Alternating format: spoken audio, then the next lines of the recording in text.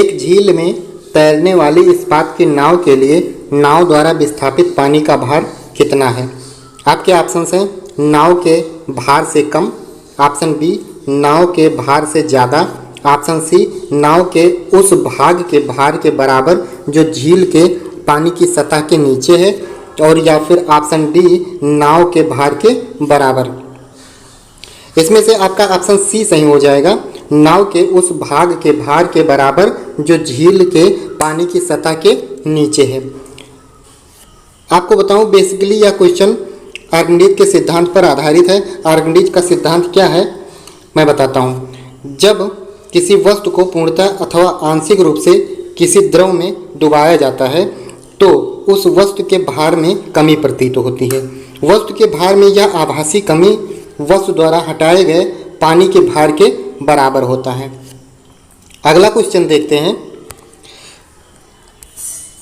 किसी कालीन की सफाई के लिए यदि उसे छड़ी से पीटा जाए तो उसमें कौन सा नियम लागू होता है? ऑप्शन ये है गति का पहला नियम, ऑप्शन बी है गति का दूसरा नियम, ऑप्शन सी है गति का तीसरा नियम, और ऑप्शन डी है गति के पहले और दूसरे नियम का संयोजन। इसमें आपका ऑप्शन ये सही हो जाएगा, गति का पहला नियम। गति का पहला नियम सभी लोगों को पता है, गति का पहला नियम जड़त्व का नियम होता है। बात आती है जड़त्व की, तो जड़त्व की परिभाषा क्या होती है?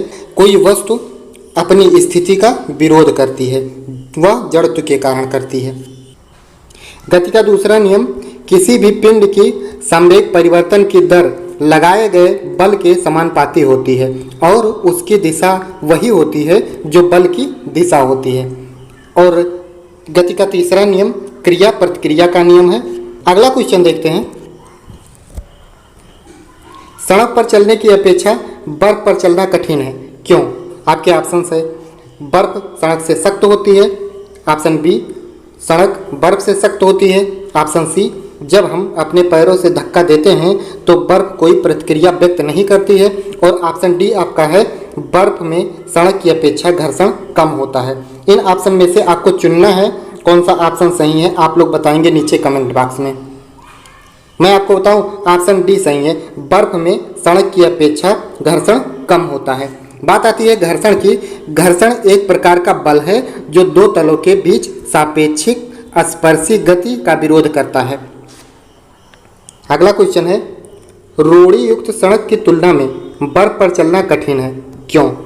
ऑप्शंस हैं बर्फ मुलायम एवं स्पंजी होती है जबकि रोड़ी कठोर होती है, ऑप्शन बी है पैर पर बर्फ के मध्य घर्षण बल रोड़ी एवं पैर के मध्य घर्षण बल की तुलना में कम होता है, और ऑप्शन सी बर्फ पर घर्षण बल रोड़ी की तुलना में अधिक होता है, और ऑप्शन डी उपर्युक्त में से कोई नहीं। इसमें आपका ऑप्शन बी सही हो जाएगा, पैर तथा बर्फ के मध्य घर्षण बल रोड़ी एवं पैर के मध्य घर्षण बल की तुलना में कम होता है। घर्षण बल की परिभाषा मैंने इसके पहले ही उत्तर में बता दिया है, आप लोग घर्षण बल की परिभाषा याद कर लीजिए, जिसको नहीं याद है वो याद कर ले। अगला क्वेश्चन देखते हैं। लकड़ी के सिलेंडराकार पात्र को खींचने की जगह लुढ़काना आसान होता है।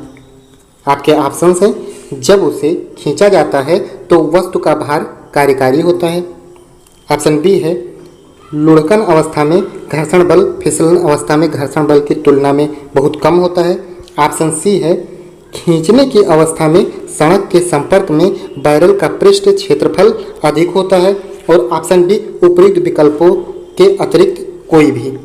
इसमें आपका ऑप्शन बी सही हो जाएगा, लुढ़कन अवस्था में घर्षण बल फिसलन अवस्था के घर्षण बल की तुलना में बहुत कम लगता है। घर्षण बल आपको अभी हमने बताया है, घर्षण बल क्या होता है? यह किसी भी गति का विरोध करता है, किसी भी वस्तु की गति का विरोध करता है। अगला क्वेश्चन हम देखें। एक नदी में चलता हुआ जहाज समुद्र में आता है तब जहाज का स्तर, आगे आपको बताना है कि इसका स्तर क्या होता है। ऑप्शन ये है पहले जितना होगा, ऑप्शन बी थोड़ा ऊपर आ जाएगा, और ऑप्शन सी थोड़ा नीचे आ जाएगा, ऑप्शन डी ऊपर या नीचे होगा, जो उसमें पड़े हुए भार पर निर्भर करता है। आपको बताना है कौन सा ऑप्शन सही है। इसका ऑप्शन बी सही हो जाएगा, थोड़ा ऊपर आएगा। जब नदी से चलता हुआ जहाज समुद्र में जाता है तो उसका स्तर थोड़ा ऊपर आ जाता है। इसका कारण यह है कि नदी के जल के घनत्व से समुद्र के जल का घनत्व अधिक होता है। अगला क्वेश्चन है, लोहे की कील पारे में क्यों तैरती है जबकि यह पानी में डूब जाती है? आपका ऑप्शन है, लोहे की पारे से रासायनिक क्रिया की प्रवृत्ति पानी की तुलना में कम होने के कारण। ऑप्शन बी है, लोहे का भार पानी से अधिक है तथा पारे से कम। ऑप्शन सी है, लोहे का घनत्व पानी से अधिक है तथा पारे से कम। और ऑप्शन डी है, पारा पानी से भारी है। इसमें आपका ऑप्शन सी सही हो जाएगा। लोहे का घनत्व पानी के घनत्व से अधिक है तथा पारे से कम है।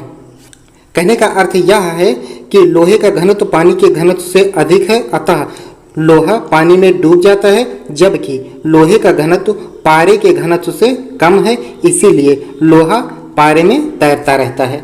अगला क्वेश्चन देखते हैं,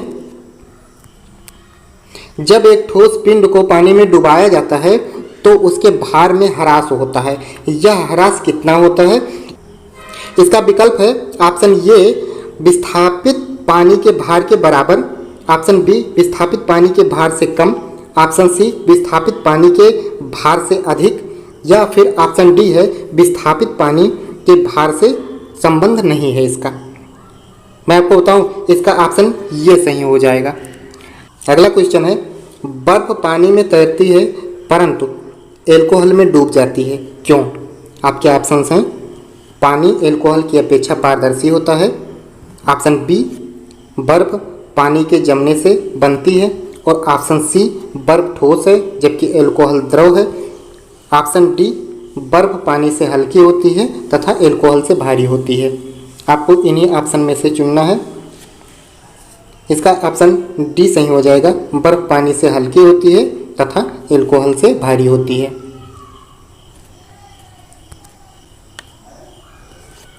स्टील की गोली पारे में तैरती रहती है, क्यों? आपको नीचे दिए गए ऑप्शन में से चुनना है कौन सा ऑप्शन सही है। पारे में कोई वस्तु डूब नहीं सकती। ऑप्शन बी है, पारे का घनत्व स्टील के घनत्व की अपेक्षा अधिक होता है। ऑप्शन सी है, स्टील का घनत्व पारे की अपेक्षा अधिक होता है। और ऑप्शन डी है, गोली तैर नहीं सकती है। इनमें से आपका ऑप्शन कौन सा सही हो जाएगा, आप लोग बताएंगे। आपका ऑप्शन बी सही हो जाएगा। पारे का घनत्व स्टील की अपेक्षा अधिक होता है। पारे का घनत्व स्टील की अपेक्षा अधिक होता है, इसीलिए स्टील की गोली पारे पर तैरती रहती है। बात आती है घनत्व की। घनत्व का फार्मूला घनत्व बराबर द्रव्यमान बटे आयतन। अगला क्वेश्चन देखते हैं, एक लोहे की गेंद पारद या मरकरी से भरी बाल्टी में गिराई जाती है तो क्या होता है?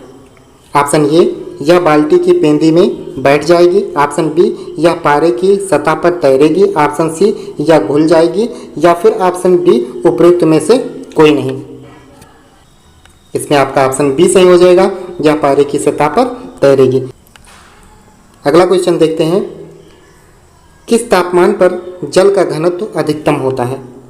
आपके ऑप्शन हैं 0 degree centigrade, 1 degree centigrade, 2 degree centigrade या फिर ऑप्शन डी 4 डिग्री सेंटीग्रेड। इसमें आपका ऑप्शन डी सही हो जाएगा। 4 डिग्री सेंटीग्रेड पर जल का घनत्व अधिकतम होता है। ताप बढ़ाने पर जल के घनत्व का मान 4 डिग्री सेंटीग्रेड तक बढ़ता है और इसके बाद घटता है। अगला क्वेश्चन देखते हैं, वस्तु की मात्रा बदलने पर अपरिवर्तित रहता है। आपके ऑप्शन है आयतन, भार, द्रव्यमान या फिर घनत्व। आपका ऑप्शन डी सही हो जाएगा। वस्तु की मात्रा बदलने पर उसका घनत्व जो है वो परिवर्तित नहीं होता। मैं आपको बताऊं, यदि आपके पास 1 लीटर दूध है, यदि दूध की मात्रा कम कर दी जाए या ज़्यादा कर दी जाए तो उसका घनत्व तो परिवर्तित नहीं होगा ना। इसीलिए वस्तु की मात्रा बदलने पर उसका घनत्व अपरिवर्तित रहता है। अगला क्वेश्चन है, तैराक को नदी के मुकाबले समुद्री पानी में तैरना आसान क्यों लगता है?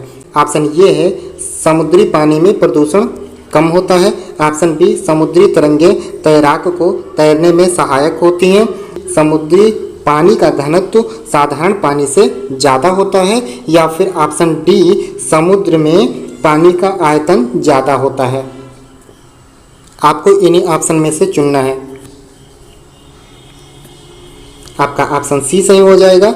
समुद्री पानी का घनत्व साधारण पानी से ज़्यादा होता है। मैंने आपको अभी बताया है घनत्व बराबर होता है द्रव्यमान बटे आयतन। यदि घनत्व के बीमा की बात की जाए तो घनत्व का बीमा जो होता है वो ml⁻³ होता है। घनत्व की बीमा ml⁻³ होता है। घनत्व बराबर होता है द्रव्यमान बटे आयतन।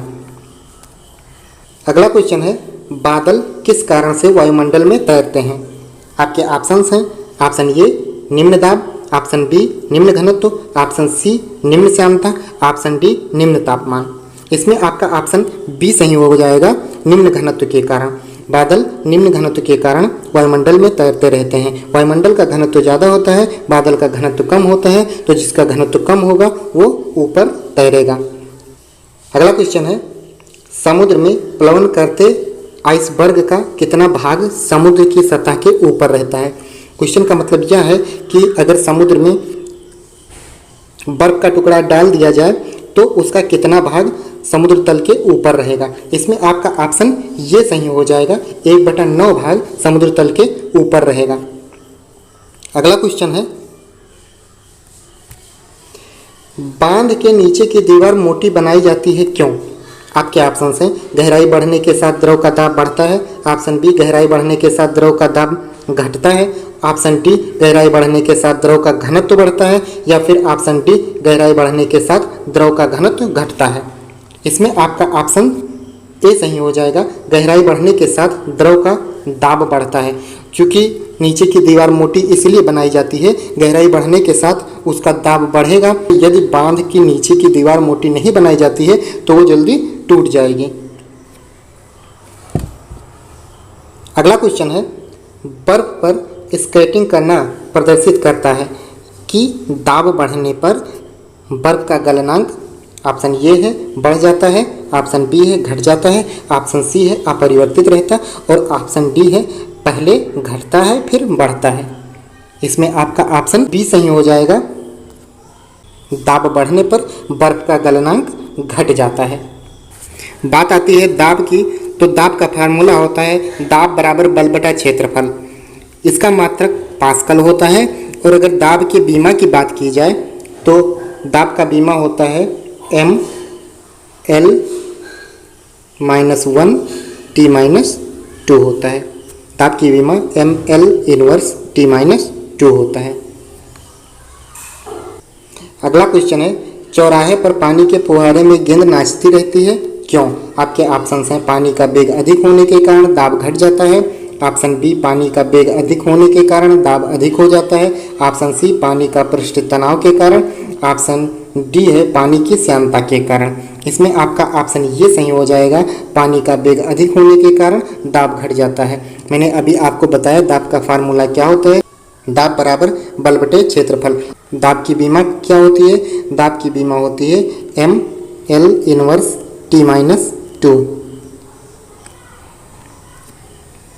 अगला क्वेश्चन देखा जाए, भारी हिमखंड शीर्ष की अपेक्षा निचले तल से पिघलता है क्यों?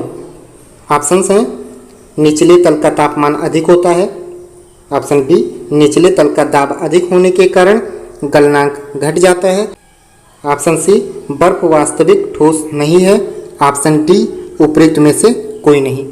इसमें आपका ऑप्शन बी सही हो जाएगा, निचले तल का दाब अधिक होने के कारण गलनांक घट जाता है। अगला क्वेश्चन है, दलदल में फंसे व्यक्ति को लेट जाने की सलाह दी जाती है क्यों? ऑप्शन ये है क्षेत्रफल अधिक होने से दाब कम हो जाता है, ऑप्शन बी क्षेत्रफल अधिक होने से दाब अधिक हो जाता है, ऑप्शन सी दाब का क्षेत्रफल में कोई संबंध नहीं है, ऑप्शन डी उपयुक्त सभी कारणों से। इसमें आपका ऑप्शन ये सही हो जाएगा, क्षेत्रफल अधिक होने से दाब कम हो जाता है। मैं आपको बताऊं, दाब क्षेत्रफल के व्युत्क्रमानुपाती होता है, तो जब क्षेत्रफल कम होगा तो दाब ज़्यादा होगा, लेकिन क्षेत्रफल अधिक होगा तो दाब कम होगा। अगला क्वेश्चन देखते हैं, बर्फ के दो टुकड़ों को आपस में दबाने पर टुकड़े आपस में चिपक जाते हैं क्यों? आपको बताना है क्यों। ऑप्शन ये है, दाब अधिक होने से बर्फ का गलनांक घट जाता है, दाब अधिक होने से बर्फ़ का गलनांक बढ़ जाता है। दाब अधिक होने से बर्फ़ का गलनांक पहले घटता है फिर बढ़ता है। और फिर ऑप्शन डी है, दाब व गलनांक में कोई संबंध नहीं होता है। इसमें आपका ऑप्शन ये सही हो जाएगा, दाब अधिक होने से बर्फ़ का गलनांक घट जाता है।